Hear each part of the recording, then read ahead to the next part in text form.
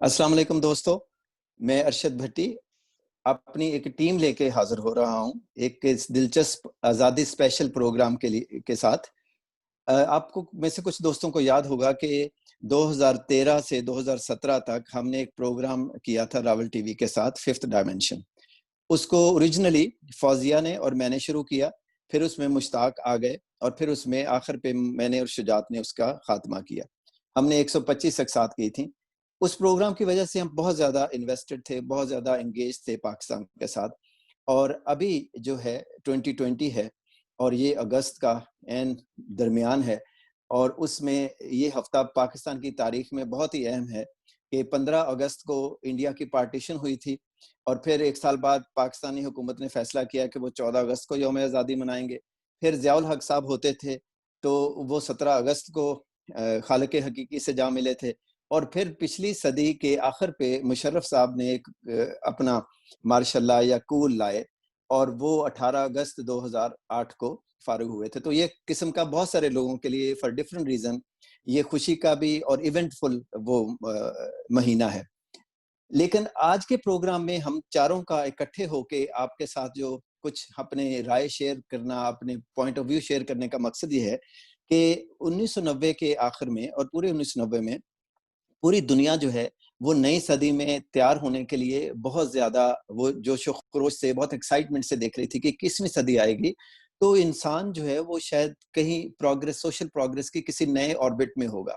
और पाकिस्तान भी खास तौर पे हमारा ख्याल था कि ऐसा ही होगा। और आपको याद होगा कि अक्टूबर 1999 यानी 99 में जब मुशर्रफ साहब ने अपना नवाज शरीफ साहब को फारग किया तो उन्होंने एक 7 पॉइंट एजेंडा दिया था, जिसमें यानी आर्मी जो पाकिस्तान की पॉलिटिक्स में बहुत डोमिनेटिंग रोल कर रहा है 1958 से डायरेक्टली और उससे पहले इनडायरेक्टली और उसके बाद भी, तो उन्होंने यानी मोस्ट पावरफुल या इन्फ्लुएंशियल या डोमिनेटिंग इंस्टीट्यूशन ने वो एक एजेंडा दिया था। और हम आज देखते हैं कि इस सदी के 21वीं सदी के 20 साल जो हैं वो गुजर चुके हैं और हमने क्या खोया, क्या हमने हासिल किया, क्या हम मजीद पीछे चले गए हैं या हमने कोई पेशरफ्त की है।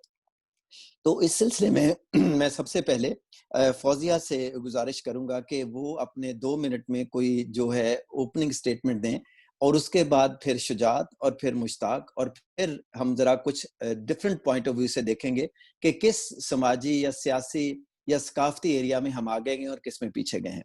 तो फौजिया। शुक्रिया अर्शद। सबसे पहले तो मुझे अपने प्रोग्राम में बुलाने के लिए आपका शुक्रिया। जहाँ तक नई सदी में बहुत ज़्यादा उम्मीदों के साथ आने की बात है तो मुझे याद है अभी भी कि 1990s में पाकिस्तानी सियासत जो थी उसमें बहुत अनरेस्ट इस सेंस में था कि डेमोक्रेटिक गवर्नमेंट्स जो हैं उन्हें के बाद दीगरे डिसमिस किया जाता था। और उस वक्त हमें ये उम्मीद थी कि अगर ये प्रोसेस चलता रहेगा तो हालात जो हैं वो सेटल हो जाएंगे और पाकिस्तान में डेमोक्रेटिक प्रोसेस जो है वो चलेगा और उससे सोशल डेवलपमेंट होगी, इकोनॉमिक डेवलपमेंट होगी। जो एक ज़िया ने इस्लामाइजेशन का प्रोसेस शुरू किया था वो रिवर्स होएगा, माइनॉरिटीज को राइट्स मिलेंगे, औरतों को हकूक मिलेंगे। तो वो अनफॉर्चुनेटली जब उसका आगाज ही जो नई सेंचुरी का जब होने ही वाला था तो मुशर्रफ का coup हो गया, तो वो उम्मीदों पे तो पानी उस वक्त ही फिर गया था। लेकिन ये कि पाकिस्तान की एग्जिस्टेंस से लेके आज तक पाकिस्तानी कौम के जो 2 या 3 बड़े मसाइल रहे हैं, मेरा ये ख्याल है कि हम इस नई सदी के पहले 20 सालों में उनके साथ डील करने में उन्हें बिल्कुल नाकाम रहे हैं। और वो जो बड़े बड़े मसाइल हैं, जो मेरी नजर में बड़े मसाइल हैं, मैं उनकी बात करूंगी, जिसमें फर्स्ट एंड फॉरमोस्ट जो है वो सोशो इकोनॉमिक इनइक्वालिटी का इशू है। सारी सोसाइटीज में सोशो इकोनॉमिक इनइक्वालिटी होती है, लेकिन ये कि पाकिस्तान में एक इंतहा दर्जे की गुर्बत भी है। जिन लोगों के पास पाकिस्तान में कुछ नहीं है, वो 2 वक्त खाना भी ठीक तरह से नहीं खा सकते, वो अपने बच्चों को स्कूल भी नहीं भेज सकते, उन्हें सेहत की सहूलतें भी मैसर नहीं है। तो ये जो सूरत हाल है, और फिर ये कि हम जब कंपेयर करते हैं वो ये है कि पाकिस्तान जो है उसमें इकोनॉमिक डेवलपमेंट जो है 50s से लेके 70s तक भी और इवन 80s तक भी इंडस्ट्रियलाइजेशन भी हुई और पाकिस्तान एक तरक्की सोशो इकोनॉमिक उसके इंडिकेटर्स के हिसाब से तरक्की के एक रास्ते पे था।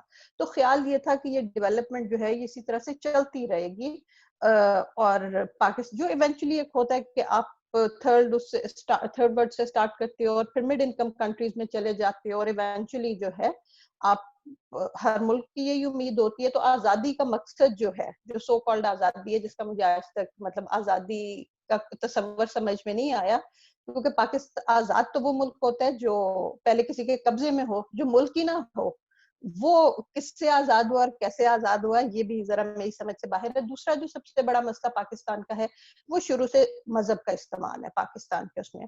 तो एक सेक्युलर रियासत का जो तस्वर है और जो ख्वाहिश है लोगों की, वो जो है अभी तक इस नई सदी के भी पहले 20 सालों में हमारी पूरी नहीं हो सकी। और तीसरा जो सबसे बड़ा मसला है वो of course civil military relations का मसला है। हुकूमतों का बार बार जो लोगों की मर्जी से जो जमहूरी तरीके से इलेक्ट होके हुकूमतें आती हैं उनका डिसमिस होना, और मिलिट्री का जो रोल है डायरेक्ट और इनडायरेक्ट दोनों पाकिस्तानी सियासत में, ये सब बड़े अहम मसले हैं। और इनका डायरेक्ट इम्पैक्ट उस पहले मसले पे होता है जो सोशो इकोनॉमिक इक्वालिटी और जस्टिस का इशू है, वो शायद इसी वजह से हम इतने सालों में हासिल नहीं कर सके।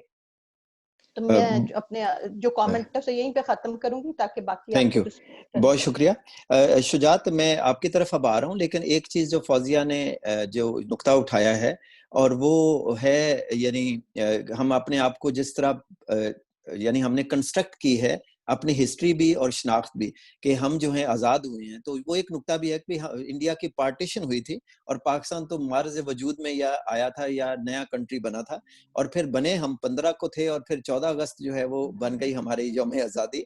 तो जरा अब आप जरा अपना 20 सालों का ये जो एक जायजा है उसमें पेश करें, और ये भी कि ये पाकिस्तान में ये जो बयानिए हैं या जो नैरेटिव्स हैं या जो हम कंस्ट्रक्ट करते हैं चीजों को, इस पे भी थोड़ा सा अपनी राय का इजहार करें।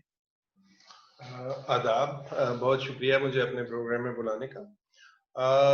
जब आप ये बात कर रहे थे मैं सोच रहा था कि ये बड़े कुछ हमें, अगर हम मतलब तारीख को देखें, आप 20 साल की बात कर रहे हैं, उससे पिछले 20 साल को भी देखें तो आपको एक पैटर्न जो है वो इमर्ज होता हुआ नजर आता है। आप देखें कि 80s में जनरल ज़िया-उल हक थे, जो 77 में जब वो आए तो उसके बाद से 11 साल उन्होंने हुकूमत की। इसी तरह का एक मार्शल लॉ नुमा जमहूरियत या जमहूरियत नुमा मार्शल लॉ मुशर्रफ साहब ने इस सदी के आखिर पे लगाया, और वो भी तकरीबन 10 साल का एक अरसा जो है, एक अशरा वो भी गुजार के गए। तो इस तरह से हमें लगता है कि जैसे ज़िया-उल हक के बाद एक सिलसिला शुरू हुआ कमजोर जमहूरी हुकूमतों का, यके बाद दीगरे पीपल्स पार्टी और फिर मुस्लिम लीग नून की हुकूमतें रही, और फिर उन सबको बरतरफ किया गया और मुशर्रफ साहब आ गए, 10 साल उन्होंने गुजारे, और उसके बाद अगले 10 साल फिर दोनों पार्टियों को फिर एक एक दफा मौका मिला। अब ये जो तीसरा मौका था, जबकि जमहूरी हुकूमतें गालबन अपना अशरा मुकम्मल कर चुकी थी, तो मिलिट्री इस दफा जो है जिस तरह से, वैसे अब ये इस तरह से लगता है कि मिलिट्री हर दफा एक नए तरीके से आती है। जब हमारा बचपन गुजरा ज़िया-उल हक के जमाने में, हम सोचते थे कि अब 90s में जब हम दाखिल हुए तो हम सोचते थे कि अब मार्शल लॉ नहीं लग सकता, क्योंकि देखें जी जमाना इतना बदल गया, ये कैसे हो सकता है, और मार्शल लॉ का टाइम जो है इट्स ओवर, एंड अब सिर्फ जमहूरियत ही हो सकती है, भली या अच्छी या भली या बुरी वटेवर।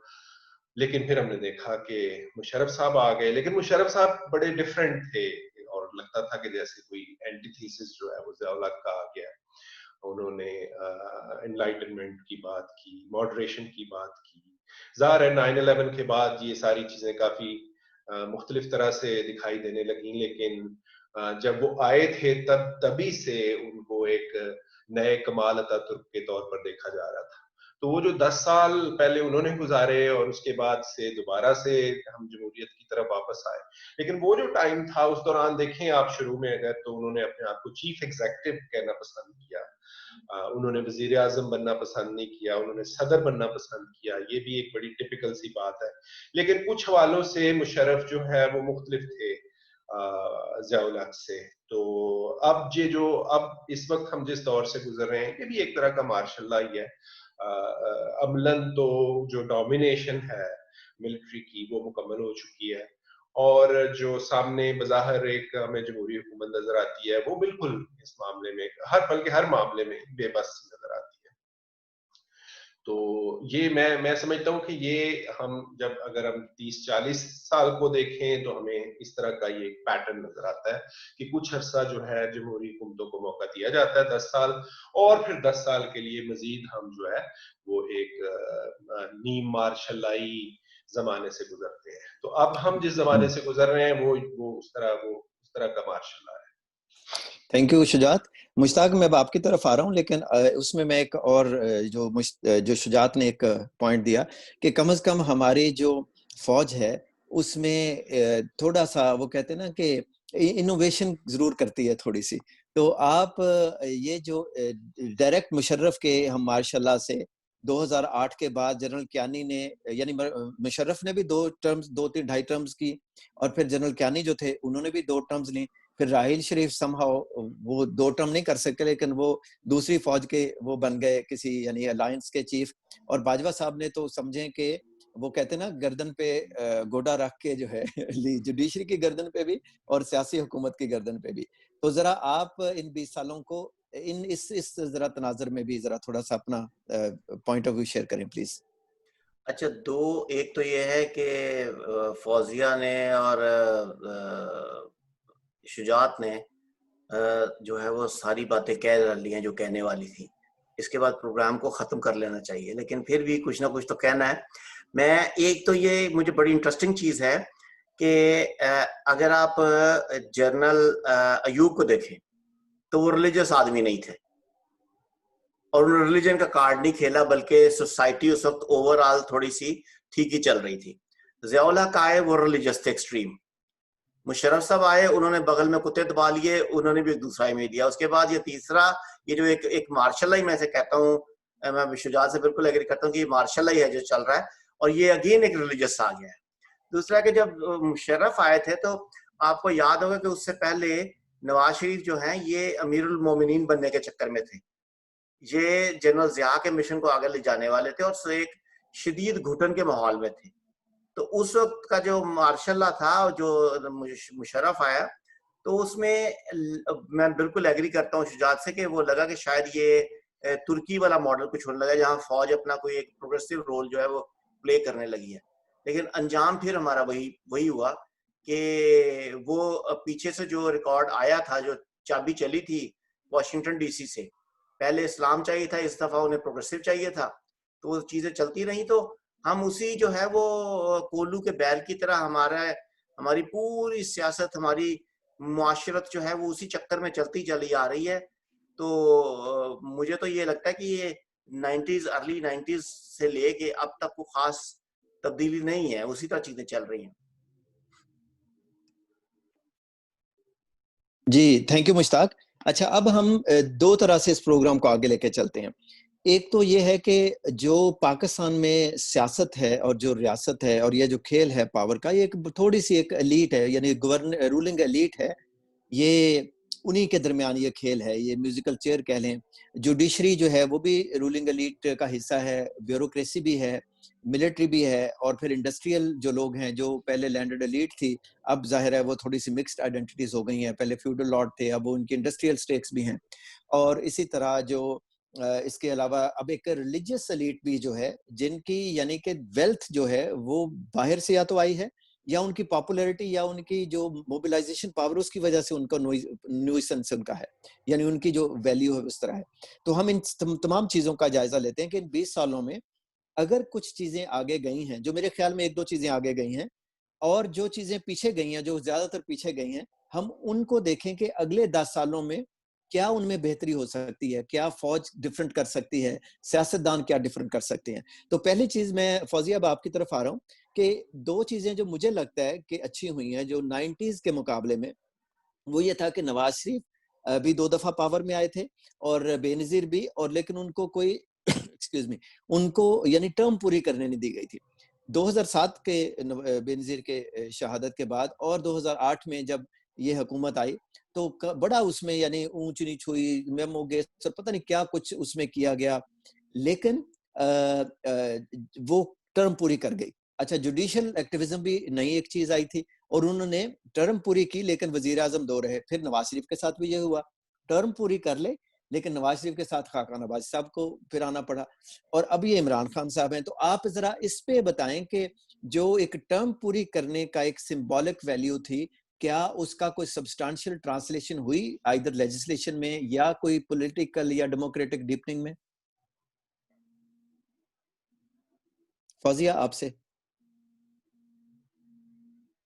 ہاں جی, تو جب زرداری صاحب نے 18th امینڈمنٹ لے کے آئے تو ظاہر ہے کہ اس کے پیچھے ایک بہت وہ جو 90s کا پورا ایک انریسٹ تھا جو سیاسی کارکنوں میں, وہ یہی تھا کہ بھئی جو ٹرم ہے وہ پوری نہیں کر پاتی ہیں حکومتیں, اور 18th امینڈمنٹ لانے کا اور 58(2)B جو تھی اس کو ختم کرنے کا مقصد یہ تھا کہ جو بھی سیاسی حکومت آئے وہ اپنی ٹرم پوری کرے, اور وہ جو مساق جمہوریت محترمہ بینظیر بھٹو اور نواز شریف میں ہوا تھا, اس میں بھی ان کا آپس میں یہ اگریمنٹ تھا کہ ہم ایک دوسرے کی حکومت کو ڈسمس کرنے کی کسی بھی سازش میں کوئی پارٹی نہیں بنے گا ایک دوسرے کے ساتھ, آرمی کے ساتھ.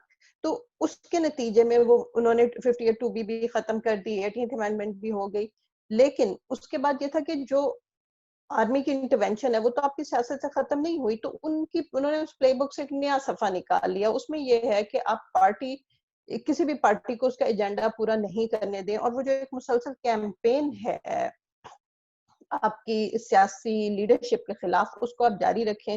اور اس میں ویک کرنے کا طریقہ دوسرا یہ کہ اگر آپ کسی کا پرائم منسٹر ہی ڈسمس کر دیں گے, جہاں پہ پرائم منسٹر کو چھوڑنا پڑے, تو اس حکومت کی کیا حیثیت ہوتی ہے. تو اسی طرح سے میمو گیٹ میں ہم نے دیکھا کہ پیپلز پارٹی کو کس طرح سے مجبور کیا گیا, اور کس طرح پیپلز پارٹی کو سبمٹ کرنا پڑا بیسیکلی جو ملٹری کا ایجنڈا تھا اس کے سامنے.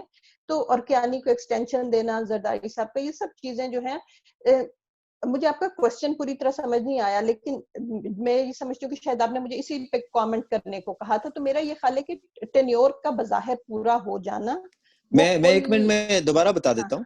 میں یہ ہاں کہہ رہا ہوں, جو آپ بالکل صحیح پیٹرن پہ جواب دے رہی ہوں, یعنی اسی پہ میرا یہ ہے کہ میں کہہ رہا ہوں کہ کچھ چیزیں میرے خیال میں ڈیفرنٹ یا صحیح ہو رہی ہیں. مثلا ایک اس میں یہ ہے کہ ٹرم پوری حکومتوں نے دو نے کی, لیکن اس ٹرم کے درمیان جوڈیشل ایکٹیویزم آ گیا, اور جو ہے وہ نہیں, جو وہ ہے کوئی جوڈیشل چل گیا, ایکٹیویزم نہیں تھا, وہ نہیں آرمی جو کروایا ہے تھا. نا اچھا, وہ آپ کے سب کے, خیال میں ہاں آرمی تو سب کے جو ہے اسٹرنگس جو ہے نا وہ جی. سو میرا سوال اس میں پول یہ کر ہے رہی کہ تھی. اس سمبولک جو ٹرم پوری کرنے سے کیا کوئی ڈیپننگ آف ڈیموکریسی یا کوئی نہیں ایسی کوئی چیز ہوئی ہے؟ ڈیپننگ آف ڈیموکریسی میں نہیں سمجھتی کہ ہوئی ہے, اور اسی ڈیپننگ آف ڈیموکریسی کا آپ نے نتیجہ دیکھ لیا ہے کہ اب عمران خان کی حکومت ہے جو کہ ڈائریکٹلی آرمی کا رول ہے. تو یہ بالکل بھی کسی قسم کی جمہوری نظام کی کوئی کامیابی نہیں ہے کہ 5 سال ایک پارٹی جو ہے وہ حکومت تو چلا لے لیکن ان کا کوئی اپنا ایجنڈا کسی طرح سے بھی پورا نہ کر سکے. اور یہ ہم نے 88 میں ہی دیکھ لیا تھا کہ بے نظیر کی حکومت میں ڈیفنس بھی ان کے پاس تھا, فارن افیئرز بھی آرمی کے پاس تھے, فائنینس بھی ان کے پاس تھا. تو یہ ڈائریکٹلی کریں یا انڈائریکٹلی کریں, کسی طرح سے بھی یہ پاکستان میں جمہوری نہ تو یہ سیاسی عمل کو چلنے دیتے ہیں, نہ یہ جمہوری حکومتوں کو چلنے دیتے ہیں, اور نہ ہی یہ کسی طرح سے اس ڈیموکریٹک کلچر کی پروموشن کرتے ہیں. اور اس کی جو اب ہم نے سب سے بڑی مثال دیکھی ہے جو پاکستان میں فریڈم آف کیونکہ دیکھو صرف الیکشن کا ہو جانا تو ڈیموکریسی نہیں ہوتا. ڈیموکریسی کو پنپنے کے لیے اور بہت زیادہ چیزوں کی ضرورت ہوتی ہے, جس میں میڈیا کا ایک رول ہوتا ہے, جس میں ایجوکیشن کا ایک رول ہوتا ہے. اور ایجوکیشن بھی یہ نہیں کہ کسی بھی قسم کی ایجوکیشن آپ لوگوں کو دے دیں, سیکولر ایجوکیشن کا, تو وہ سب چیزیں تو پاکستان میں ہے ہی نہیں. اور میڈیا پہ اس وقت جتنی پابندی ہے, اور سو مچ سو کہ جب اور جہاں ان کا بس چلتا ہے وہ سوشل میڈیا کو بھی, مطلب یوٹیوب انہوں نے بند رکھا. سوشل میڈیا پہ جو لوگ ایکٹیو ہیں, جو آرمی کے خلاف بات کرتے ہیں یا مذہب کے بارے میں کوئی بات کرتے ہیں یا بلاسفیمی لا کے بارے میں کوئی بات کرتے ہیں, ان کے چینلز بند کیے جاتے ہیں, انہیں بات کرنے کی اجازت نہیں ہے. جب دل چاہے جس کو اٹھا لیا جاتا ہے. ابھی مطیع اللہ جان کا کیس ہمارے سامنے ہے. تو کسی قسم کا یہ سمجھنا کہ بھئی 2 حکومتوں نے اپنے 5 سال پورے کر لیے تو اس سے کوئی بہت ڈیپننگ آف ڈیموکریسی پاکستان میں ہوگی, میں نہیں سمجھتی. میں یہ سمجھتی ہوں کہ آج حالات جو ہیں وہ 90s سے زیادہ خراب. بہت شکریہ فوزیہ. مشتاق, اب میں آپ کی طرف آ رہا ہوں اور پھر میں شجاعت کی طرف جاؤں گا, لیکن اس میں ایک چیز تھوڑی سی ایڈ کرنا چاہوں گا. ہمیں سب کو معلوم ہے کہ فوج جو ہے وہ جسے پرووربیل کہتے ہیں نا کہ ایلیفنٹ ان دا روم ہے, لیکن ہمیں یہ بھی پتا ہے کہ وہ ایلیفینٹ ان دا روم 1958 میں ایوب خان ڈائریکٹلی آئے, لیکن پھر ان کے خلاف ایک پاپولر موومنٹ چلی اور گئے, پھر یحییٰ خان آئے اور پھر بھٹو صاحب آئے, پھر اس طرح ضیاء آئے اور وہ طیارے کے حادثے میں گئے, اور اس کے بعد غلام اسحاق خان, پھر بے نظیر, پھر لوگ آئے, پھر مشرف آئے, پھر ان کے خلاف بھی ایک 2007 کی تحریک چلی جس پہ میں ایک الگ سوال بھی کروں گا, اور پھر وہ چلے گئے. تو اس کا مطلب ہے کہ وہ جو ایلیفنٹ ان دا روم ہے اتنا بھی پاورفل نہیں ہے کہ وہ اس روم میں ہمیشہ رہے. تو اس روم, یعنی دوسرے لفظوں میں ایک جو لیجیٹیمیسی ہے رجیم کی یا کانسٹیٹیوشنلٹی ہے, جو آئینی اس کی جو بھی تھوڑی بہت کورٹس نے ان کو کیا, تو ابھی میری ریکویسٹ ہے کہ اگلے 15 منٹ ہم جو ہے وہ فوج کو ذرا سائڈ پہ رکھیں اور باقی اداروں کا, باقی جو کریکٹرز ہیں اس پوری سٹوری میں ان کو ذرا بھی دیکھیں. تو مشتاق آپ ذرا بتائیں کہ اس میں ایک جوڈیشل ایکٹیویزم ایک طرف ہے, ایک طرف پارلیمنٹ کی سپریمیسی کی بات ہے, اور ایک طرف ایسے سیاستدان ہیں جو جب فوج چاہتی ہے ان کو جو ہے لے آتی ہے. تو اس پہ ذرا تھوڑا سا اپنی روشنی ڈالیں, اپنی رائے کی. ابھی تو آپ نے کہا جی سوری جی فوزیہ, ہاں ابھی تو آپ نے ارشد یہ کہا کہ فوج کے بارے میں بات نہیں کرنی, اور ابھی آپ نے فوج کا ذکر لیا ہے, تو میرا یہ خیال ہے کہ پاکستان کی سیاست پہ فوج کے کردار پہ بات کیے بغیر بات ہو نہیں سکتی. آپ کی بات بالکل صحیح ہے. فوزیہ, ارشد نے پہلے مجھے کہا کہ میں نے آپ کے کامنٹ کے اوپر آگے بات لے کے چلنی ہے, پھر مجھے ایک نیا سوال جڑ دیا اور ساتھ کا فوج پہ بات نہیں کرنی, ناچنا بھی ہے اور گھنگرو بھی نہ بجے. تو اس میں ارشد میں جو ہے اس کے آپ کے فارمیٹ کو تھوڑا سا وائلیٹ کرتے ہوئے, ایک تو میں فوزیہ کے کامنٹ کے اوپر کامنٹ کروں گا اس طرح کہ میں ایک تو ایگری کرتا ہوں کہ فوزیہ کی بہت ساری باتوں سے کہ یہ جو یہاں پہ جمہوریت کا یہ مطلب خالی نہیں ہے کہ لوگ آئیں الیکشن ہو وغیرہ وغیرہ, لیکن مجھے اس کا ایک جو ہے نا, اور جو ڈیموکریسی ہے اس کی بہت ساری تہیں ہوتی ہیں. ان تہوں میں ایک تہ جو ہے وہ عوامی رویہ بھی ہوتا ہے. اگر آپ بھٹو کا آنا دیکھیں اور ایوب کا جانا دیکھیں تو بھٹو جو تھے وہ کوئی ایوب خان کو نکال کے نہیں آئے تھے یا یحییٰ خان کو نکال کے نہیں آئے تھے. اس وقت پاکستان کی فوج نے آدھا پاکستان گنوا دیا تھا, تو اس کے نتیجے میں تھوڑی سپیس بنی تھی اور اس میں بھٹو صاحب آ گئے تھے. تو عوام جو تھی اس میں کوئی فوج کے خلاف نفرت نہیں تھی. نہیں سوری مشتاق, یہاں پہ میں آپ کی بات کاٹوں گی. پاکستان, آدھا پاکستان گوانے سے سپیس نہیں بنی تھی. بات یہ ہے کہ آپ یہ نہیں چاہتے تھے کہ بنگالیوں کے ہاتھ میں حکومت جائے, تو بھٹو جو تھے وہ انہیں لیسر ایول لگے, ویسٹ پاکستان سے, تو انہوں نے کہا کہ چلیں انہیں بنا دیں. تھوڑی میں ریکویسٹ کروں گا, چونکہ ہم یہ ایک نئے فارمیٹ پہ ٹرائی کر رہے ہیں, تو اس میں وہ جو زوم فارمیٹ ہے, تو اب میں آپ اپنا ہاتھ کھڑا کر دیں, میں پھر یعنی شجاعت کی طرف جانے سے پہلے آپ کا کامنٹ لے لوں گا. اس میں یہ نا آڈیو کوالٹی پھر کمپرومائز ہو جاتی ہے. مشتاق پلیز جاری رکھیں. اچھا, تو ایک تو میں فوزی ایگری کرتا ہوں, بالکل ٹھیک کہہ رہے ہو کہ یہ جو بنگلہ دیش بنا تھا اس کی کہانی اور تھی, لیکن جو میں کہہ رہا, میرا مقصد تھا کہنے کا کہ عوام میں جو ہے فوج کے خلاف کوئی ایسے جذبات نہیں پائے جاتے تھے, اور کہ جو اینٹی ڈیموکریٹک فورسز ہیں عوام اس کے ساتھ ہی کھڑی ہوئی تھی. جب یہ فوج کشی ہونے والی تھی تو لاہور میں آئی رحمان اور حسین نقی یہ لوگ نکلے تھے سگنیچر کمپین کے لیے کہ جو ہے عام عوام سے سائن کیے جائیں کہ یہ وہاں پہ مشرقی پاکستان میں فوج کشی نہ کی جائے. تو پورے پنجاب سے صرف 9 سائن ملے تھے.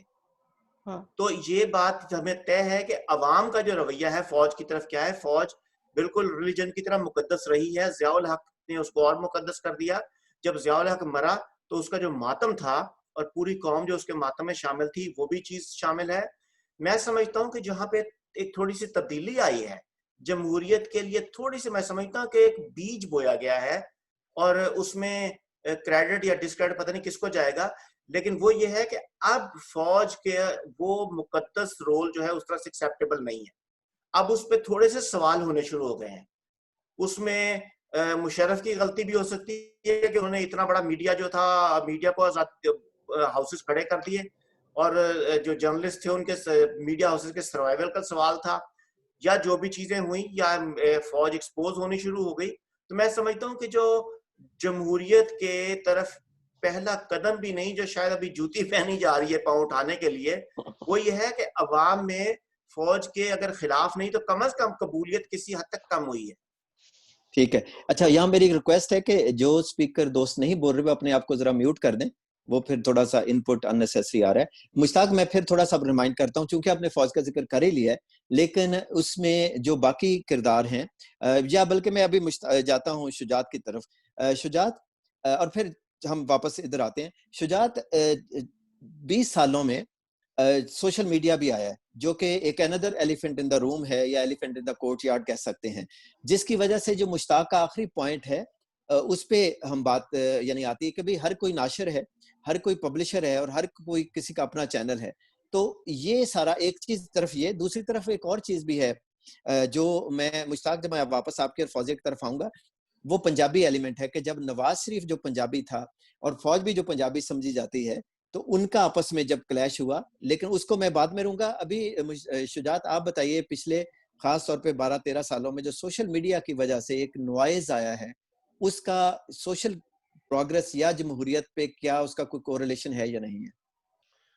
اچھا دیکھیں, پہلے جو مشرف کے پہلے کچھ سال تھے, اس دوران, اور مشرف اس پہ بڑی پرائیڈ بھی لیتے تھے کہ میں نے یہ سارے چینل آزاد کیے اور اتنے زیادہ چینل کھل گئے, اور دیکھیں پاکستان جو ہے وہ ایک گلوبل جو کمیٹی آف نیشنز ہے اس کا حصہ بن رہا ہے, اور لوگوں کو انفارمیشن مل رہی ہے. اب انفارمیشن کا اتنا گلٹ ہوا کہ مطلب اتنے زیادہ چینل ہو گئے, نیوز چینل, کہ میرا خیال ہے کہ کسی کی بھی رائے کی, یعنی اتنی زیادہ جب اوپینینز جو ہیں وہ ہر طرف سے پیڈل ہو رہی ہو, تو شاید ایک طرح سے بے وقتی جو ہوتی ہے لوگوں کی آراء کی, وہ بھی ہونی شروع ہو گئی. لیکن جب سوشل میڈیا آیا تو اس سے بالکل ہی بات دوسری طرف چلی گئی. اب بظاہر تو یہ لگتا ہے ہمیں کہ سوشل میڈیا پہ کچھ لوگ جو ہیں وہ مخالفت کرتے ہیں اسٹیبلشمنٹ کی, اور اسٹیبلشمنٹ ان کو اٹھا بھی لیتی ہے, ان پہ تشدد بھی کرتی ہے, وغیرہ وغیرہ. لیکن اگر آپ غور سے دیکھیں تو یہ معاملہ اس سے کہیں زیادہ گہرا ہے. پاکستانی سوسائٹی نے ایک طرح سے کولیبوریٹ کرنا شروع کر دیا ہوا ہے فوج کے ساتھ. ہم سب کولیبوریٹرز ہیں, لیکن پرابلم یہ ہے کہ فوج چونکہ ایک ادارہ ہے, اور اس کا سٹرکچر جو ہے اسینشلی وہ ایک کلونیل بیوروکریسی تھی جو کہ پرپیچویٹ ہوئی ہے, یا جس نے پاور جو ہے گریب کر لی ہے ہر طرح کی, اور اس میں انڈسٹریل پاور بھی ہے, میڈیا پاور بھی. آپ دیکھیں ISPR کا رول دیکھیں پچھلے 20 سالوں میں. اس سے پہلے ظاہر ہے کہ ISPR نام کا کوئی ادارہ اتنا پاورفل نہیں تھا جو کہ اب ہے. وہ نہ صرف یہ کہ وہ فلمیں اور ڈرامے بناتے ہیں, وہ نغمے ریلیز کرتے ہیں. تو ایک طرح سے ہماری جو سوسائٹی ہے وہ پوری طرح سے ڈومینیٹ ہو گئی ہے. لیکن ملٹری کے سامنے سوال پھر بھی یہ کھڑا رہتا ہے کہ انتقال اقتدار کا کیا طریقہ ہوگا. اصل یہ سوال ہے, اس پہ کسی کے پاس چونکہ اس کا کوئی جواب نہیں. اب یہ دیکھیں ایکسٹینشن کا معاملہ جو تھا, باجوہ صاحب کی ایکسٹینشن کا معاملہ, آپ کتنی ایکسٹینشن لے سکتے ہیں, اور اس دوران آپ کا جو سٹرکچر ہے, آپ کے نیچے جو دوسرے افسران انتظار کر رہے ہیں, ان کا کیا بنے گا, اور کیا یہ ساری چیز جو ہے یہ ملٹری کے اپنے جو سٹرکچر کو ڈیسٹیبلائز نہیں کرتی. اس طرح سے اگر آپ دیکھیں اس حوالے سے, تو پھر آپ کو یہ کوئی بڑی بات نہیں لگتی. سوشل میڈیا جو ہے ایک طرح سے ضروری بھی ہے. کسی نہ کوئی باہر جب تک مخالفت نہ ہو, آپ کو اپوزیشن نہ ملے, اگر ملٹری کو بالکل بظاہر نام کی بھی اپوزیشن نہ ملے, تو پھر ان کی اپنی اندر کی کنٹراڈکشنز جو ہیں وہ زیادہ جو ہے ہائی لائٹ ہو جائیں گی. اور اس صورت میں ان کو سب سے زیادہ جو اس وقت ملٹری کو خطرہ ہے, وہ نہ عوام سے خطرہ ہے, نہ ان کو وہ کسی بیرونی طاقت سے خطرہ ہے, وہ خطرہ ان کو ایک دوسرے سے ہے. کیونکہ دیکھیں جو طاقت کا ایک, آپ جب آپ پہنچ جاتے ہیں, ایک بندہ آرمی چیف بن جاتا ہے, جو کہ پاکستان کی ہسٹری میں ظاہر ہے وزیر اعظم ہی آرمی چیف متعین کرتے رہے ہیں, بناتے رہے ہیں, لیکن اس کے بعد اس کو اتارے گا کون, یا وہ کیا کنڈیشنز ہوں گی. دیکھیں نا, ضیاء الحق جو ہے وہ گیا تو وہ ان نیچرل ڈیتھ تھی. ایوب گیا تو بظاہر ایسے لگتا ہے کہ وہ ایک عوامی جو اس غیظ و غضب کا شکار ہو کے تو وہ گیا. یا مشرف کے بارے میں بھی ہم یہ سمجھتے ہیں کہ بظاہر ایک عوامی ایک مخالفت تھی, ایک جوڈیشری کے حوالے سے ہمدردی پائی جاتی تھی, تو اس وجہ سے اس کو جانا پڑا. لیکن اس کے علاوہ ہم یہ بھول جاتے ہیں کہ اندر سے بھی پریشر تھے, کیانی صاحب کی طرف سے بھی پریشر تھا. تو میرا خیال ہے کہ اب یہ سوال تو میرا خیال ہے کہ بالکل مجھے فضول لگتا ہے کہ پاکستانی اسٹیٹ اور سوسائٹی ایک دوسرے سے کیسے انٹریکٹ کر رہے ہیں. اصل میں تو ساری ریاست فوج نے ہر چیز پہ چونکہ مکمل ہو چکا ہے, غلبہ ان کا مکمل ہو چکا ہے, لہٰذا اب ان کو اندر سے اپنے آپ سے خطرہ ہے. تو میری تو یہ رائے ہے کہ آپ جس طرح سے بھی دیکھ لیں, چاہے آپ میڈیا میں دیکھ لیں, چاہے آپ باقی اداروں میں دیکھ لیں, تو اب ان کو ضرورت نہیں ہے کہ بظاہر وہ مارشاء اللہ جو ہے وہ ظاہری طور پر لگائیں. ہاں, تھینک یو ویری مچ. میرا ایک اس پہ اپنا یہ خیال ہے کہ جو یعنی جب مشرف گئے تو اس کے بعد فوج کے سامنے بڑا واضح تھا, یعنی 3-4 ماڈل تھے کہ انہوں نے جو ایوب خود تھے, جب یاہیا خود تھے, یا پھر جب ضیاء الحق ڈائریکٹ تھے, یا پھر مشرف جب ڈائریکٹ تھے لیکن انہوں نے کوآپٹ بھی کیا, اور اس کے مقابلے میں 90s میں جب یہ نہیں تھے اور اس کس طرح کر کے پولیٹیکل انفلوئنس کرتے ہیں آرمی اپنے انٹرسٹ کو سامنے رکھتے ہوئے, تو ان کو تھا کہ بھی آرم ٹویسٹنگ جو ہے وہ بہتر طریقہ ہے بجائے اس کے خود آئیں, کیونکہ اکاؤنٹیبلٹی اس میں بنتی ہے. اچھا, اس میں یہاں پہ 2 منٹ لے کے مشرف صاحب کی جو فیمس تقریر تھی جب انہوں نے کو کیا اور انہوں نے اگلی صدی کے لیے ایک 7 پوائنٹ ایجنڈا دیا تھا, اس ایجنڈے کو دیکھتے ہوئے میں جب اس پروگرام کے سے پہلے پڑھ رہا تھا تو لگا کہ وہ کسی نے سن لیا ہے, اور ایک وہ جنرلی جوک ایک چلتا ہے کہ قائد اعظم نے کہا تھا کہ یہ مملکت خدا داد ہے, اس کا کوئی کچھ نہیں بگاڑ سکتا. تو وہ کہتے ہیں کہ قائد اعظم کے اس بیان کو جو فوج نے بھی اور سیاستدانوں نے بھی چیلنج کے طور پہ لیا کہ ہم بگاڑ کے دکھائیں گے. تو مجھے اسی طرح یہ لگتا ہے کہ مشرف کے جو 7 پوائنٹس تھے اس میں جو ہے بالکل ہی یعنی اپوزٹ ہوئی ہے. میرا یہ خیال ہے کہ اس میں بہت ڈیٹیروریٹ ہوئی ہیں چیزیں, اور میں ان کو پڑھتا ہوں. اور پھر آخری اس کا پوائنٹ تھا اکاؤنٹیبلٹی, اور وہ اس پہ پھر میں فوزیہ آپ کی طرف آؤں گا. تو مشرف صاحب کے ایجنڈے کا پہلا تھا کہ rebuild national confidence and morale, اور میرا خیال ہے کہ اس میں ہمارا نیشنل کانفیڈنس اینڈ مورل کافی نیچے ہی گیا ہے. strengthen the federation, remove inter-provincial disharmony and restore national cohesion. یہ 18th amendment اس میں ایک شائننگ لائٹ ہے, لیکن ادروائز میرا اس پہ اوپن ہے فوزیہ آپ کے لیے کہ آپ اس پہ کیسے دیکھتی ہیں. Revive the economy and restore investors confidence, اس پہ تو مائنس میں ہم گئے ہیں.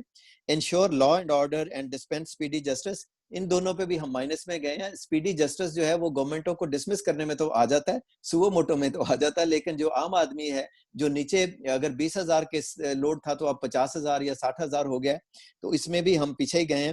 اور پھر اس کے بعد تھا کہ deep politicise state institutions, I think یہ ایک ری پولیٹیسائز سارے اسٹیٹ انسٹیٹیوشنز ہوئے.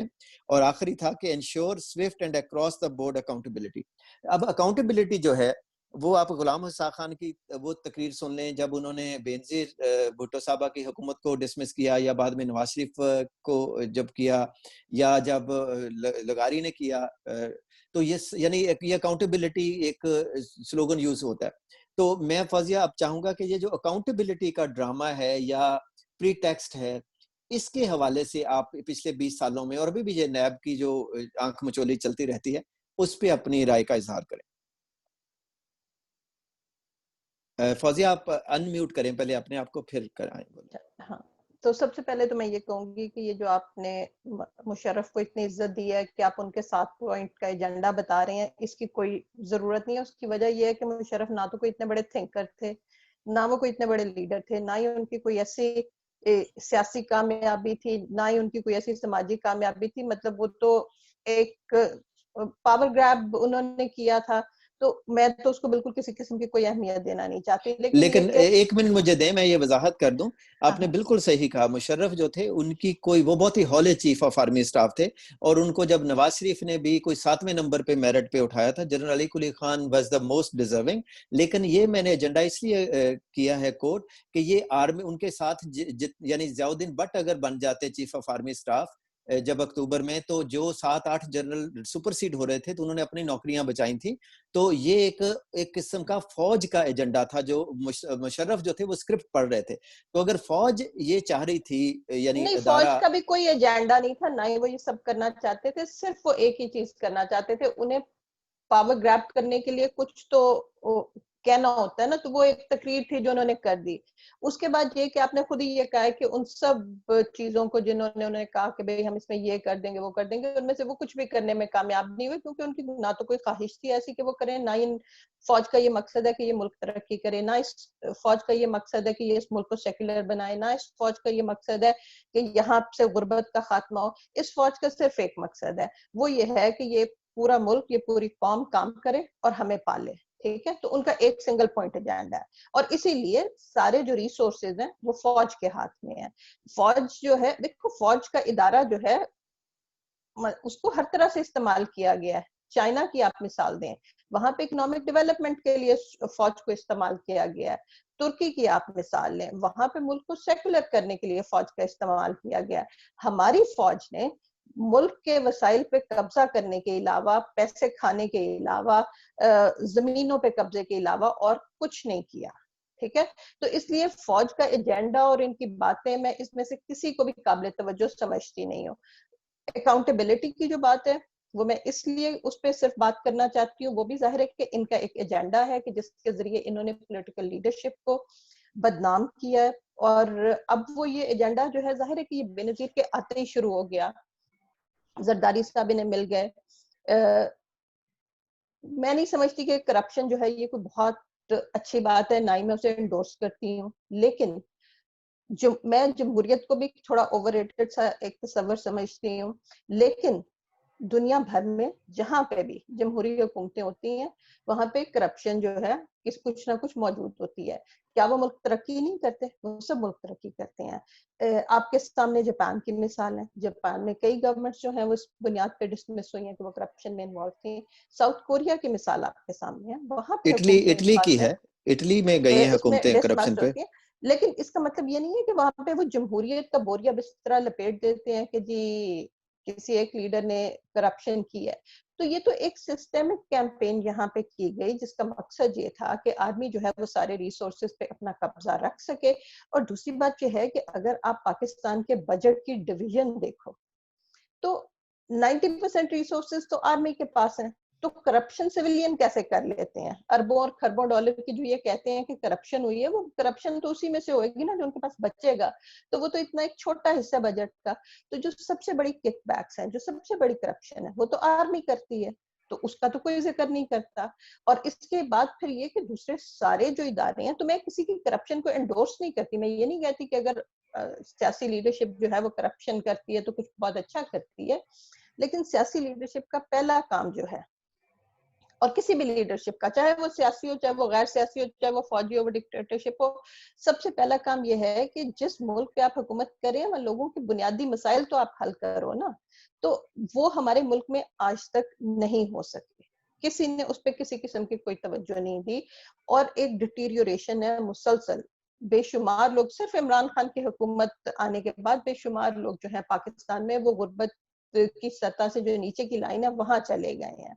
तो जो कि एक इंतहाई शर्मनाक बात है, इसलिए कि दूसरे ममालिक जो हमारे ही खत्ते में हैं, बांग्लादेश की आप मिसाल लें, आप इंडिया की मिसाल लें, और मुल्क जो पाकिस्तान के साथ आजाद हुए थे, वो सब के सब जो हैं अब उनके वहां पर सूरत हाल पाकिस्तान से बहुत बेहतर है। और फिर मैंने पहले कहा कि पाकिस्तान में दरमियान में एक पीरियड था 50 से लेके 80s में तो रिस्ट्रक्चरिंग शुरू हो गई थी इकोनॉमी की, लेकिन लेट 70s तक भी कि जब पाकिस्तान में काफी इकोनॉमिक स्टेबिलिटी थी।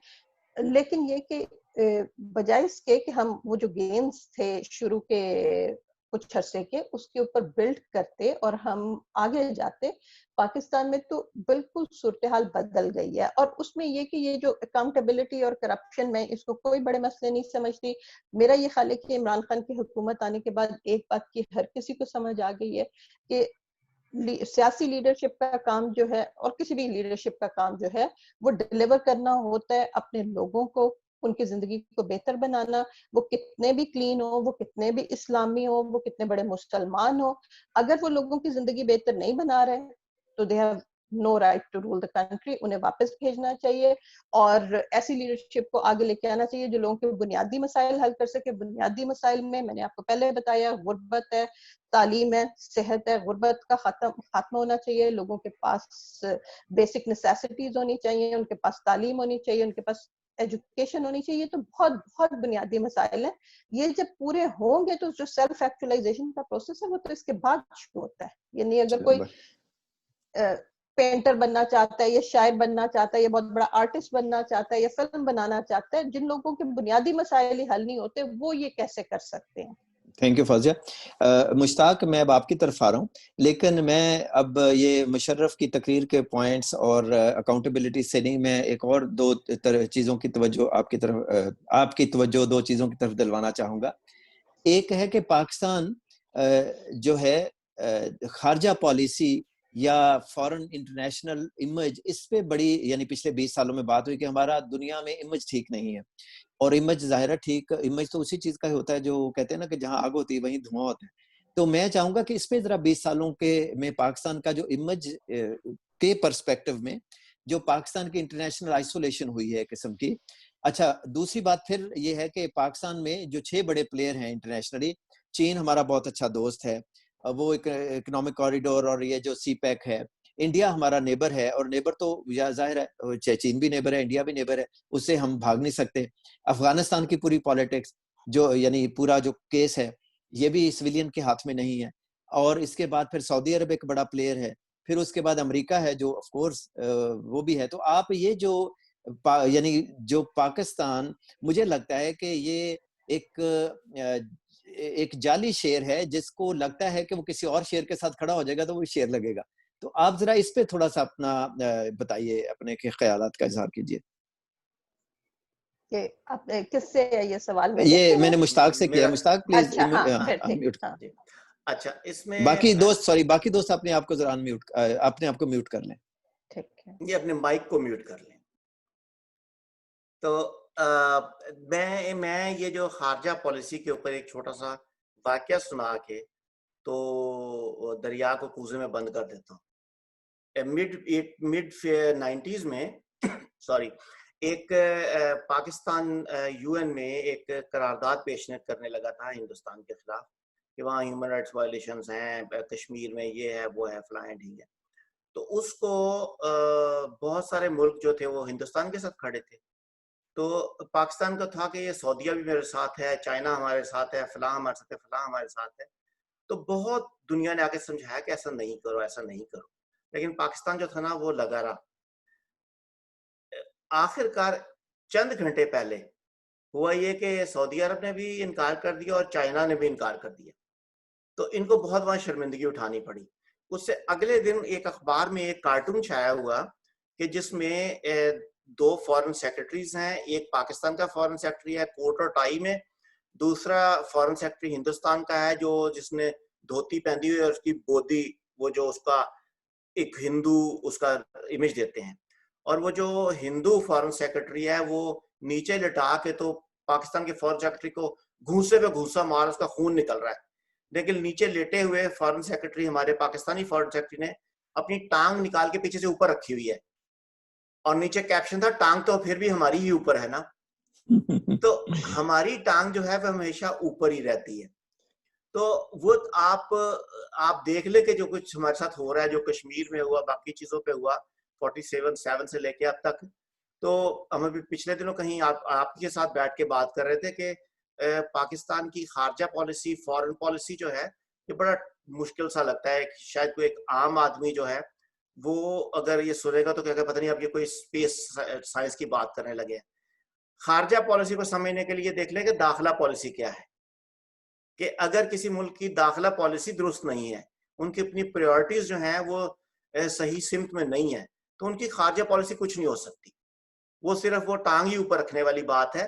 یہاں پہ بھوک ہے, تعلیم کے لیے پیسے نہیں ہیں, ہسپتالوں کے لیے پیسے نہیں ہیں, جو ہے وہ ہمیں ڈیموکریسی نہیں چاہیے, ہمیں ریلیجن ایز ٹول چاہیے, لوگوں کو اب زبان بندی کرنی ہے. ابھی ریسنٹلی چند دن پہلے ہمارے جو ایجوکیشن منسٹر ہیں انہوں نے ایک پریس کانفرنس میں کہا کہ ہمیں یکساں نظام تعلیم لانا ہے, اور اس کی وجہ یہ ہے کہ ہم نے لوگوں کی سوچ یکساں کرنی ہے. اگر ہر جگہ پہ لوگوں کی سوچ میں انفرادیت آ جائے گی تو انفرادی خیال آئے گا جس سے فساد پیدا ہوتا ہے. تو پاکستان میں تو یکساں سوچ پیدا کرنی ہے جو جی ایچ کیو کو سلام کرے اور ہر جو فوجی ہے اس کو شہید کہے اور فوج زندہ باد چلتی رہے. یہی ہماری خارجہ پالیسی ہے, یہی ہماری داخلہ پالیسی. بہت شکریہ مشتاق. شجاعت, میں اب آپ کی طرف آ رہا ہوں. اچھا, یہاں پہ میں ایک چیز کہنا چاہتا ہوں. ایک 5th جنریشن وار کا بڑا ذکر ہوتا ہے, اور دوسری طرف مجھے اب میں چونکہ ہیومر بہت پریکٹس بھی کرتا ہوں اور اس اپنے آپ کو تو انجوائے مطلب محظوظ کرتا ہوں, اگر کسی اور کو نہیں تو اقبال کا ایک بڑا مشہور شعر ہے جو 80 کی دہائی میں ہمیں بہت زیادہ سنایا جاتا تھا جب افغان جہاد کی بات ہو رہی تھی, کہ میں تجھ کو بتاتا ہوں تقدیر امم کیا ہے, شمشیر و ثنا اول طاؤس و رباب آخر. تو اب جب یہ کشمیر کی آزادی کے لیے 5 اگست کو ایک گانا ریلیز ہوا ہے, تو مجھے اس کی نا یعنی یہ تھا کہ بھئی اقبال نے ایسے کہا تھا بھی جو شمشیر و ثنا ان لوگوں کا ہے جو تھوڑے دقیانوسی یا پرانے ہوتے ہیں, نیٹوز ہوتے ہیں, یعنی وہ نیٹو نہیں کیا اسے کہتے ہیں, یعنی پرائمورڈیل قسم کا ایک وے آف وارفیئر ہے, اور گانا ریلیز کرنا جو ہے بڑا ماڈرن وارفیئر ہے. اس پہ آپ کچھ تھوڑا سا کہیں کہ یہ جو ISPR اور یہ سوشل میڈیا, یہ سوال میں اس طرح سے پوچھ رہا ہوں. میرا یہ خیال ہے کہ پاکستان فوج جو ہے وہ تبلیغی جماعت کی طرح اپنے ہی لوگوں کو امپریس کرنے کے چکر میں, اپنے ہی لوگوں کو کنورٹ کرنے کے چکر میں یہ ایک میڈیا سا یا 5th یا 6th جنریشن وار کر رہی کہ یہ نغمہ کر دیا تو اس سے انڈیا کو جو ہے مودی جو 3 دن سوئے نہیں, اور جیسے تبلیغی جماعت والے آ جاتے ہیں کہ آئیں ذرا دوسروں مسلمانوں کو مسلمان کریں. تو آپ کو یہ کیا لگتا ہے کہ اس ایسی چیزوں کا کچھ فائدہ ہے, یا صرف یہ بجٹ بہت زیادہ ہو تو پھر آپ ایسی چیزیں کرتے ہیں؟ میرا خیال ہے ایک طرح سے تو آپ نے خود ہی جواب دے دیا کہ بجٹ جب بہت زیادہ ہو تو آپ کو یہ بھی خیال آئے گا کہ ہم اس کو جو ہے وہ اس پہ چاندی کا ورک لگا دیں. جو بھی عقلی ریالٹیز ہیں, جتنی زیادہ ریالٹیز عقلی ہیں اتنا ہی زیادہ آپ کو اس پہ جو ہے وہ اس کو وائٹ واش کرنے کی ضرورت پڑتی ہے.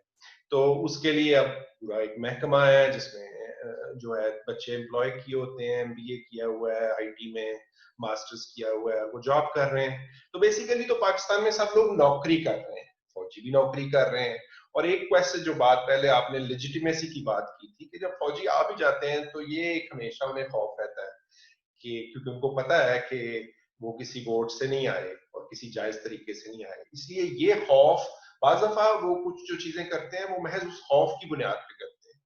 سوسائٹی جتنا مرضی ان کے ساتھ کولیبوریٹ کر لے, جس مرحلے پہ, جس تاریخی مرحلے پہ اس وقت ہم ہیں, جس میں سوشل میڈیا پہ خیالات جو ہیں ان کو روکنا اگر میرا خیال ہے ناممکن نہیں تو بہت ہی شدید طرح سے مشکل ہے. اس وجہ سے آپ جو مرضی کر لیں, آپ جتنے مرضی بندے اٹھا لیں, ان کو ٹارچر کر لیں, لیکن ایونچولی آپ جو خیالات کا پھیلنا ہے اور لوگوں کا, اب آج کی جو جنریشن ہے وہ اتنی انٹرپرینوریل ہے اور وہ لوگ اتنے بچے اتنا کچھ جانتے ہیں, لیکن اس کے باوجود وہ ساتھ ساتھ بے بس بھی رہتے ہیں. ایک طرح سے یہ جو سارا آپ جو بات کر رہے ہیں نا ISPR کی اور سوشل میڈیا کو جس طرح وہ یوز کرتے ہیں, اس میں بنیادی مقصد یہ ہے کہ کولیبوریشن کی ہمیشہ ضرورت رہتی ہے. کیونکہ اپنے اندر, اور ایک اور بات جو میں پہلے بھی کہنا چاہ رہا تھا, ابھی مجھے موقع بھی ملا کہ ڈیموکریسی جو ہے, اب بظاہر تو ملک میں ڈیموکریسی ایک طرح سے لولی لنگڑی ڈیموکریسی رکھی بھی جاتی ہے, لیکن ایک اور ڈیموکریسی ہے جس کا ذکر کوئی نہیں کرتا, اور وہ ڈیموکریسی ہے جو فوج کے اندر آپ جو محسوس کرتے ہیں کہ جو جوان جو ہے فوج کا وہ کیا سوچتا ہے.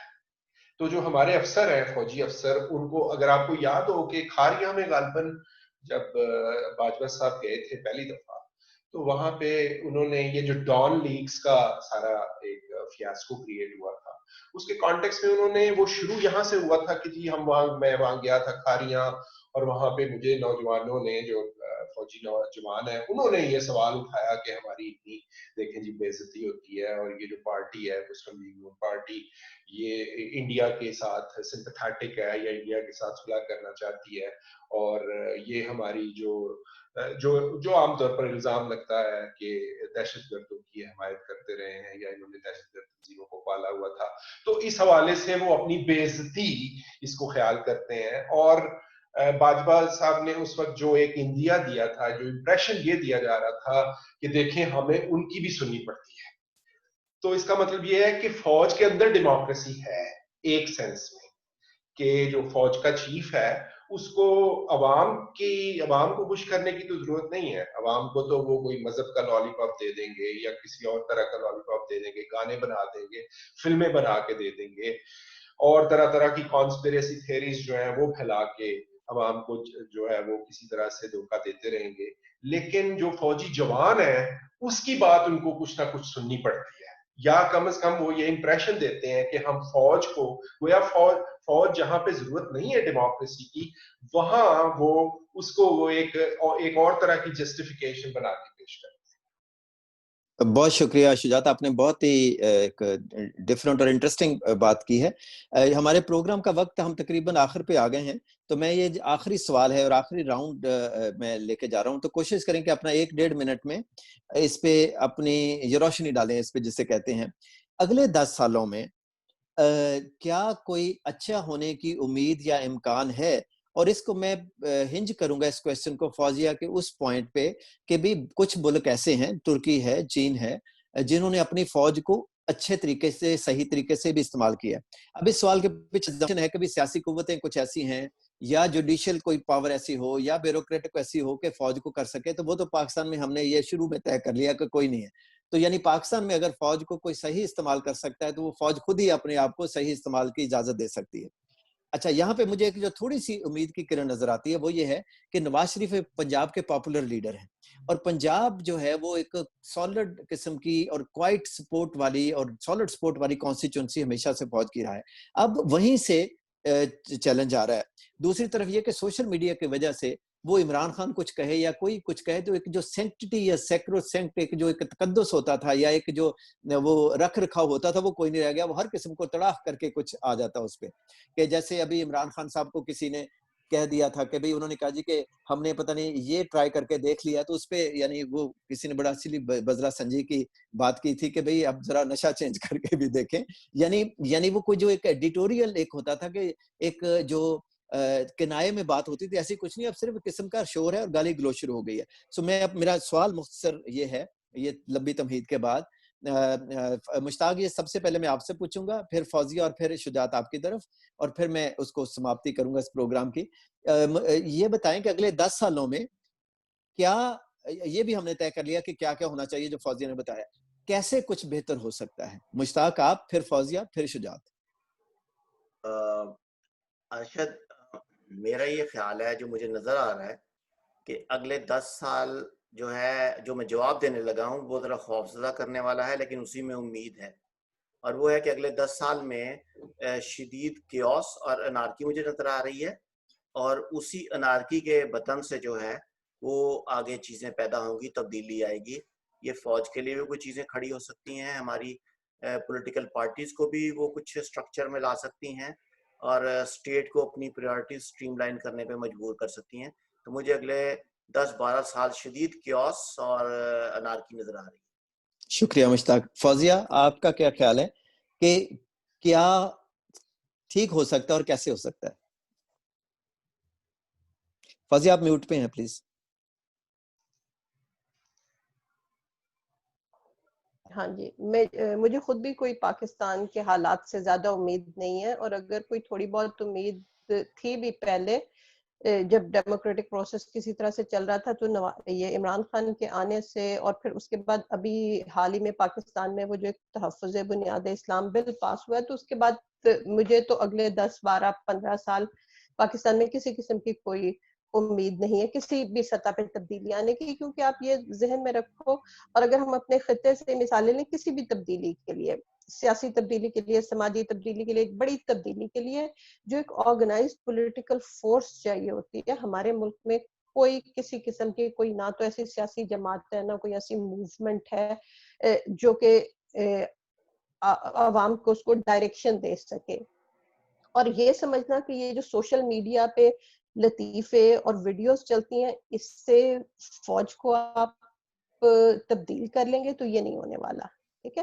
اس کے لیے ایک آرگنائزڈ پولیٹیکل فورس کی ضرورت ہوتی ہے۔ آپ ایران کے ریولوشن کو دیکھیں، آپ چائنا کے ریولوشن کو دیکھیں، آپ رشیا کے ریولوشن کو دیکھیں، دنیا میں جتنی بھی بڑی تبدیلیاں آئی ہیں وہ ایسے نہیں آتی، ٹھیک ہے؟ اور کسی بھی قوم کی تاریخ میں 10-12 سال کی کوئی اہمیت نہیں ہوتی۔ آج حالات ایسے نہیں ہیں کہ ہم یہ کہہ سکیں کہ 10-12 سال میں کسی قسم کی اچھی تبدیلی کوئی آئے گی۔ تو بالکل میں مشتاق کی بات سے اتفاق کرتی ہوں کہ انارکی اور کیوس بہت زیادہ ہوئے گا، اور مذہب کا استعمال اسی طرح سے جاری رہے گا۔ ابھی تک یہ تھا کہ پہلے آپ نے پہلے آپ کا مقصد سارے کافروں کو ختم کرنا تھا، اب یہ ہے کہ مسلمانوں میں صحیح مسلمان کون ہے اس کا فیصلہ ہونا، تو مطلب ابھی مار دھاڑ جو ہے وہ چلے گی، بہت عرصہ شکریہ. چلے گی. شجاعت آپ کی طرف آنے سے پہلے میں اس میں کچھ ایک چیز ایڈ کر دوں. ایک تو یہ جو فوزیہ نے بات کی نا کہ کافروں کو مارنا ہے، تو وہ ایک ہمارے دوست کا جوک تھا کہ پہلے ہم ایک بندے کو کافر بناتے ہیں اور پھر اسے مارتے ہیں. تو اس طرح ہم اپنے، چونکہ باہر والے کافر تو کم رہ گئے ہیں، تو اندر والے کافر ہی اب جو ہے ان کو ری برانڈ کر کے مار رہے ہیں. اچھا، یہ فوزیہ اور مشتاق نے دونوں نے اس کو بہت ریئلسٹک بھی کہہ سکتے ہیں، پیسیمسٹک بھی کہہ سکتے ہیں، یا جو بھی آپ کہہ لیں، لیکن وہ ایک ظاہر ہے ان کی رائے ہے. آپ کوئی ریڈیمنگ چیز دیکھتے ہیں اگلے 10 سالوں میں، اور کیا دیکھتے ہیں اور کیسے دیکھتے ہیں؟ اچھا، ابھی بات کر رہے تھے مشتاق صاحب اور کہہ رہے تھے کہ اینرکی کے پیٹ سے کوئی میں آرڈر نکلتا دیکھ رہا ہوں، which is very optimistic of him. لیکن میرا خیال ہے کہ نارکی کے پیٹ سے بھی مزید نارکی ہی نکلتی ہے، اور وہی مجھے بھی اسی طرح سے میں ان سے متفق ہوں اس بات سے. لیکن میں تھوڑا سا اس کو اور تناظر میں بھی دیکھنا چاہ رہا ہوں کہ ہر دفعہ جب کوئی ڈکٹیٹر آتا ہے تو وہ باہر کی طرف بھی دیکھتا ہے کہ اس کو کوئی موقع ملے. اب دیکھیں ضیاء الحق کو افغانستان کی انویژن کا ایک بہت بڑا فائدہ ہوا، مشرف کو 9/11 جو ہے، اس 9/11 کے بعد جو پاکستان میں جتنی ریل پیل ہوئی کریڈٹ کی، جتنا آسان جو ہے انٹرسٹ ریٹ پہ، ایزی انٹرسٹ ریٹ پہ قرضے ملتے تھے، یا پیسہ جو اتنا زیادہ پاکستان میں آیا تھا، اس کی وجہ سے دیکھیں کہ اب تک ہمیں یاد ہے کہ وہ اس زمانے کو بہت سارے لوگ یاد کرتے ہیں. یعنی یہ درست ہے کہ ہمیں پتا ہے، اگر ہم پورا اوور آل دیکھیں کہ کس طرح سے ملٹری نے ہر چیز کو ڈومینیٹ کیا ہے، لیکن دوسری طرف عام لوگوں میں، جو پاکستان کی مڈل کلاس تھی، جو شہروں میں یونیورسٹیاں کھلی، نئے کالج کھلے، نئے ادارے، اور مطلب جو نئی جنریشن جو سامنے آ رہی تھی، وہ اس وقت بہت پر امید تھے. تو اب یہ جو اس وقت جو سچویشن ہے، اس میں میرا خیال ہے کہ ایز این انسٹیٹیوشن، شاید مجھے نہیں پتا کہ اس کو ہمارے کوئی اگر کوئی سنجیدہ کوئی تھنک ٹینکس ہیں تو وہ کس طرح سے دیکھتے ہیں، لیکن یہ بات ایک ریالٹی ہے کہ جو as far as I think کہ سب سے بڑا جو سوال اس وقت ہمارے سامنے ہے، ایز میرا خیال ایز اے نیشن بھی اور ایز این انسٹیٹیوشن، اگر ملٹری انسٹیٹیوشن نے ہی ڈومیننٹ ایک پاور رہنا ہے، تو ان کے سامنے سوال یہ ہے کہ وہ ان کے پاس جو ہے وہ ٹرانسفر آف پاور کا کیا طریقہ ہے. یہ اگر ڈیوائز نہیں کریں گے تو آئندہ کچھ سالوں میں فوج کے اندر بھی بہت سارے مسئلے کھڑے ہو سکتے ہیں، کیونکہ اب اویئرنیس اتنی زیادہ شارپ ہو چکی ہے کہ اب اس بات کو جو ہے وہ فوج کے اندر ہی رکھنا بہت میرے خیال میں مشکل ہو چکا ہے. یعنی آپ ٹرانسفر آف پاور جو آرمی چیفز کی ایکسٹینشن کے تناظر میں کہہ رہے ہیں. ٹھیک ہے، بہت شکریہ. یہ آخر پہ ایک کہتے ہیں کہ سپوزنگ، یہ چونکہ ہم ایک اسپیشل پروگرام کر رہے ہیں اور پچھلے 20 سال کا جائزہ لے کے اگلے 10 سال کی پہ ہم کچھ کہنے کی کوشش کر رہے ہیں. ایک بات جو رہ گئی، میرا خیال ہے کہ ابھی اس وقت جو جیسے انٹرنیشنل جو مطلب سیناریو بن رہا ہے، اس میں یہ موقع بھی بن سکتا ہے فوج کے لیے مزید، اور یہ ان کے لیے ایک مصیبت کا باعث بھی بن سکتا ہے. یعنی اٹ کین گو ایدر وے. اور یہ جو کرونا وائرس کا آنا ہے، that can be that big event which might catapult Pakistan into a different direction. ٹھیک ہے. میرا اگلا اور آخری سوال جو ہے وہ ایک ہے کہ آپ نے اگر دو پلیئر ہیں، میں اس وقت سمجھتا ہوں، جنرل باجوہ ہیں اور عمران خان ہیں، تو وہ ڈبل وکٹ میں چونکہ ضرورت ہوتی ہے دو پلیئر اس کی، تو پلیئر تو جنرل باجوہ ہی شاید ہیں، لیکن چلیں ہم سمجھیں کہ عمران خان کی بھی کوئی بات سنتا ہوگا. اگر آپ نے ان دونوں کو ایک ایک مشورہ دینا ہو تو وہ کیا مشورہ ہے؟ میں سب سے پہلے مشتاق کی طرف جاؤں گا. ایک سمپل مشورہ مشتاق عمران صاحب کے لیے اور جنرل باجوہ کے لیے، اور فوزیہ آپ نے بھی اور پھر شجاعت آپ نے بھی. تو مشتاق پہلے آپ، کوئی ایک سمپل سادہ مشورہ ڈویبل. سمن بکمن جو ہوتے ہیں ان کو کیا مشورہ دیا جا سکتا ہے؟ نہ ان کے کان ہیں، نہ ان کی آنکھیں ہیں. نہیں سمجھے، سن رہے ہیں، میری اسپیشل ریکویسٹ بھی، آپ ان کو یا مجھے مشورہ دیں. نہیں دیکھیں، ناسور جو ہوتا ہے اس کو مشورہ نہیں دیا جا سکتا، اس کو نکالا جا سکتا ہے. وہ یہ دونوں لوگ جو ہیں ان کو کسی مشورے یوں سمجھیں، میں پھر انسرٹ کروں گا، یوں سمجھیں کہ ناسور ایک ایسے بندے کے جسم پہ ہے جو سن رہا ہے اور وہ کچھ کرنا چاہتا ہے. اب میں یعنی آپ اپنی رائے سے ہٹ کے تھوڑا سا میری آپٹیمزم پہ رسپونڈ کریں کہ آپ نے جنرل باجوہ کو ایک مشورہ دینا ہے، عمران کو ایک مشورہ دینا، وہ کیا مشورہ دیں گے؟ نہیں، اگر آپ کو سوچنے کے لیے نہیں مجھے کچھ نہیں سوچنا. ان دونوں کو کوئی مشورہ نہیں ہے. اگر عام سپاہی کی بات کریں اور عوام کی بات کریں تو ان کو مشورہ دیا جا سکتا ہے. بولیں ان کو. فوج کا جو سپاہی ہے وہ فوجی نہیں ہے. فوجی وہی ہے جس کے بہت سارے وہ لگے ہوئے ہیں، بلے ہیں. سپاہی جو ہے وہ عوام میں سے ہے، اس کو عوام کی طرح سوچنا چاہیے، اور عوام کو بھی جو ہے وہ مزید اس پہ غور کرنا چاہیے. اور کچھ نہیں تو کم از کم فوج کے ہاتھوں ایڈیٹڈ جو ہے وہ حمود الرحمان کمیشن رپورٹ ہی پڑھ لینی چاہیے، تاکہ اس کے جو ہیں تھوڑے سے کرتوت ہم پہ مزید واضح ہو سکے. بہت شکریہ. فوزیہ، آپ آئی ہوپ کہ مشتاق سے تھوڑا ڈفرنٹ کوئی مشورہ دینا پسند کریں گی جنرل باجوہ کو یا فوج کو؟ وغیرہ تو خیر پسند تو میں بالکل نہیں کرتی، لیکن چونکہ اب آپ کے پروگرام میں شریک ہوں اور آپ کا یہ فارمیٹ ہے تو میں یہ کہوں گی کہ although کہ میں یہ سمجھتی ہوں کہ بے شمار مسائل ہیں پاکستان کے، لیکن ایک مسئلہ جس کو پاکستان کو for once and all ختم کر دینا چاہیے وہ یہ ہے کہ مذہب کا استعمال جو ہے نا اس کو یہ بند کر دیں. ریاست کو یہ سیکولر بنائے، باقی یہ جو کھا رہے ہیں ملک کو کھاتے رہیں، جو پی رہے ہیں پیتے رہیں، لیکن مذہب کے استعمال کو بند کریں. That's it. یعنی خاص طور پہ آپ بلاسفیمی کے حوالے سے کریے؟ نہیں، میں خاص طور پہ بلاسفیمی کے اس سے نہیں کہہ رہی. یہ جو تحفظ بنیاد اسلام بل آیا تھا یہ کیا ہے؟ تو ہر طرح سے جو مذہب کا استعمال ہے، کیونکہ اس سے جو لڑائی ہوئے گی اس سے سیول وار ہوگی، اس سے لڑائی پاکستان کے گلی محلوں میں ہوگی اور لوگ ایک دوسرے کو ماریں گے. تو اس کو یہ ختم کر دیں، باقی اس کے علاوہ جو یہ کر رہے ہیں کرتے رہیں. ویسے مطلب میرے مشورے پہ تو انہوں نے نہیں چلنا، لیکن ہاں بہرحال یعنی ایک ہمارا ایک وہ کہتے ہیں نا درد دل تو ہوتا ہے نا کہ ہم چاہتے ہیں ایسا ہو. شجاعت، آپ کیا مشورہ دینا پسند کریں گے خان صاحب کو بھی اور باجوہ صاحب کو بھی، جٹ صاحب کو بھی؟ اچھا، خان صاحب کو تو میرا خیال ہے کہ he should ease himself out. ان کو کسی طریقے سے کوئی ایسا طریقہ اپنانا چاہیے کہ وہ اقتدار چھوڑ کے تو یا تو وہ انگلستان واپس تشریف لے جائیں اور یا پھر مولانا طارق جمیل کے ساتھ جو ہے تبلیغی دورے پہ تشریف لے جائیں. اور جہاں تک باجوہ صاحب کا سوال ہے تو باجوہ صاحب کو تو بلی کے گلے میں گھنٹی کون باندھے. ایک دفعہ جب آپ بیٹھ جاتے ہیں نا مسلط اقتدار پہ تو پھر اصل مسئلہ یہ ہوتا ہے کہ اس پہ سے اترنا کیسے ہے مرے بغیر.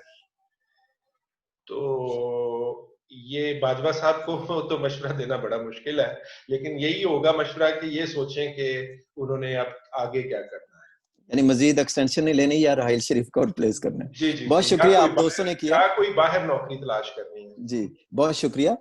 میں دو تین چیزیں پوائنٹ کہوں گا. ایک تو میں آپ سب کا بہت مشکور ہوں کہ آپ نے اس پروگرام میں شارٹ نوٹس پہ شمولیت کی اور اپنا بیسٹ آفر کیا، انالیسس کا بھی، آپٹیمزم کا بھی، ریئلزم کا بھی. میرے دو تین پوائنٹس ہیں اور تھوڑے سے آپ لوگوں سے مختلف ہیں، آپ دوستوں سے. میرا ایک تو پوائنٹ یہ ہے، ایک مذاق میں اکثر کرتا ہوتا ہوں، یہ میرا اپنا ہی جوک ہے کہ پاکستان کی تاریخ کو 3 ادوار میں تقسیم کیا جا سکتا ہے. غلط فہمی کا دور جو 1947 سے 1958 تک رہا کہ مملکت خداداد بن جائے گی تو ہم پتہ نہیں کیا سے کیا ہو جائیں گے، اور پھر ایوب جب آیا تو خوش فہمی کا دور کہ یہ انڈسٹریل پروڈکشن سے اور یہ جو ترقی ہو رہی ہے تو سوشل پروگریس پہ آ جائے گی، اور پھر بلاسفیمی کا دور کہ جب ضیاء الحق صاحب آئے تو انہوں نے ایک کیا. تو اب بلاسفیمی کے دور مجھے ختم ہوتا ہی نظر نہیں آ رہا. تو میری ایک تو خواہش یہ ہے کہ یہ بلاسفیمی جو فوزیہ کا پوائنٹ ہے بنیادی طور پہ یہ اسی کی ایک خاص شکل ہے کہ مذہب کے استعمال سے آپ نے جو وائلنس کی جو ایکسرسائز اس کو پرائیویٹائز کر دیا، اس کو آؤٹ سورس کر دیا. تو ایک تو یہ جو اس کو کائنڈلی میرا ایک مشورہ جو ہے فوج سے بھی ہے اور عمران خان صاحب سے بھی ہے وہ یہی ہے. دوسرا میرا خیال ہے کہ عمران خان صاحب کو میرا خیال ہے یہ ٹرم بھی پوری کرنی چاہیے اور پاکستان میں ہی رہنا چاہیے. اور باجوہ صاحب سے خاص طور پہ میرا یہ مشورہ ہے کہ دیکھیں اس سے پہلے جو 2-3 آرمی چیف ہیں، ایک تو اپنے راحیل شریف اپنی جاب کی وجہ سے سمجھ لیں، کیانی صاحب آسٹریلیا میں ہیں اور مشرف صاحب بھی در بدر پھر رہے ہیں. تو وہ کچھ ایسا کریں اپنی باقی میں کہ انہیں پاکستان میں رہ سکیں. اگر پاکستان کا ایک آرمی چیف جو سب سے پاورفل بندہ ہے، اور ایک جوک بھی تھا کہ بل کلنٹن سے کسی نے پوچھا کہ اگر آپ امریکہ کے صدر نہ ہوتے تو کیا بننا چاہتے، تو وہ انہوں نے کہا تھا کہ میں پاکستان کا آرمی چیف بننا چاہتا. تو دروغ برگردن راوی، لیکن یہ ایک چاہتا ہے کہ دنیا سمجھتی ہے کہ یو ایس پریزیڈنٹ سب سے پاورفل ہوتا ہے. تو میرا یہ ہے کہ اگر آرمی چیف پاکستان میں ریٹائرمنٹ کے بعد نہیں رہ سکیں گے تو پھر کون رہے گا. تو یہ کائنڈلی آپ باجوہ صاحب کچھ ایسا کر جائیں کہ آپ ملک میں رہیں اور آپ کو کوئی خطرے سے خطرہ نہ ہو. اس پہ مجھے ایک اور میرا ایک جو کسی کالم میں نے لکھا تھا کہ 2002-3 میں یہ لکھا تھا کہ مجھے یہ لگتا ہے کہ اگر فوج نے اپنے آپ کو چینج نہ کیا جو سوشل آرڈر کا ان کا ماڈل ہے، تو آخر پہ فوج صرف کنٹونمنٹ کی راکھی کے لیے بھی کافی نہیں ہوگی، اور وہ آپ ہم دیکھ رہے ہیں کہ ایسا ہی ہے.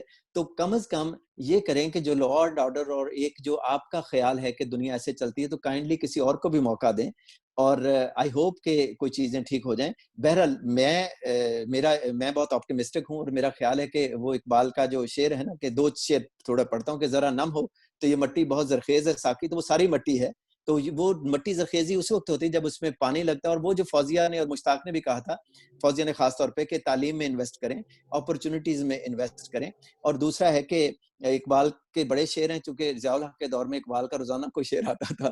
تو ایک تو یہ کہ جہان تازہ کی افکار تازہ سے ہے نمو، کہ نئے آئیڈیاز کو پنپنے دیں اور آنے دیں. یہ 5th جنریشن وارفیئر اور یہ جو فریڈم آف ایکسپریشن اور جو آپ آواز کو دبا رہے ہیں، آواز کو دبانے سے حقیقت نہیں دب جاتی. اور آخری جو ہے، جو مشتاق اور آپ کا دونوں کا پوائنٹ ہے کہ فوج کو جو انتقال اقتدار اپنے اندر جو وہ ہے کرنے کو سوچنا چاہیے کہ اپنے اندر بھی کچھ ہو سکتا ہے. تو اس پہ اقبال کا مجھے وہ شعر یاد آ جا رہا ہے کہ خدا تجھے کسی طوفان سے آشنا کر دے کہ تیرے بحر کی موجوں میں اضطراب نہیں. تو خدا نہ خواستہ وہ طوفان یہ نہ ہو کہ فوج کے اندر ہی کوئی ڈویژن، کوئی فشر آ جائے اور اندر سے بغاوت آ جائے، تو پھر ہم کیا کریں گے. آپ دوستوں کا بہت شکریہ. میں یہی کہوں گا، پاکستان زندہ باد، پائندہ باد. اور اگلے 10 سال میں اللہ کرے اور فوج بھی کرے اور عمران خان اور باقی سیاستدان بھی کریں، اور خاص طور پہ جوڈیشری بھی کرے، کہ کچھ سوچ کے کرے جو بھی کرے. بہت شکریہ. خدا حافظ. پھر ہم حاضر ہوں گے کوئی اور پروگرام لے کے.